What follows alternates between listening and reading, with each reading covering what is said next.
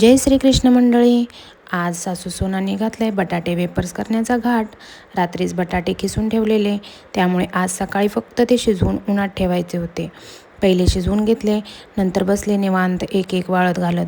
गरोदर स्त्रियांना सरकारकडून दर महिन्याला आहार मिळतो. तसेच मला पण आहाराची पॅकेट्स आलेली. म्हणलं बघू तरी खिचडी बनवून कशी लागते.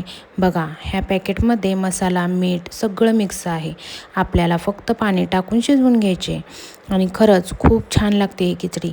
तुम्हाला असे पॅकेट्स मिळत असतील तर नक्की खाऊन बघा. मी गावी आल्यापासून आमच्या पप्पांना रोज मला नारळ पाणी आणि त्यातली मलई काढून द्यायचं एक कामच लागलेलं आहे आणि हे काम ते रोज न चुकता करतात. शाळांना सुट्टी असल्यामुळे मुलांचं रोज काय ना काय चालूच असतंय. असो, आपण भेटू नेक्स्ट व्लॉगमध्ये.